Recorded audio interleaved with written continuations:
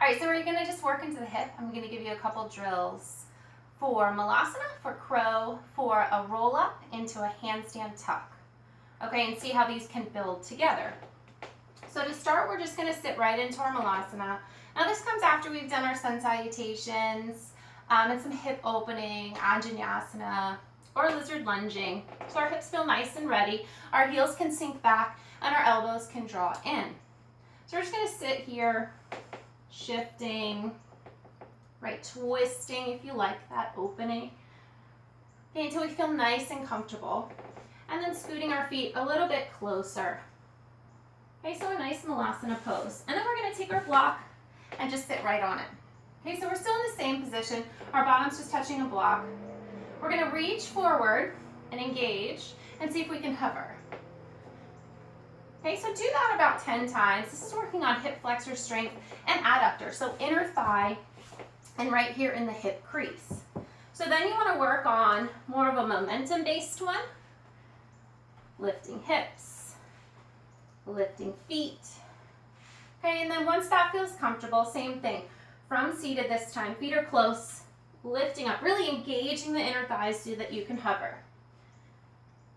Okay, so work on those a couple times.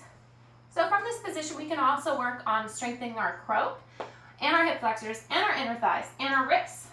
So from our little Malasana, we're just gonna plant our hands, rock forward, kick our feet up, and come back down. Plant, up. Notice I point my toes and draw my heels right to my bottom.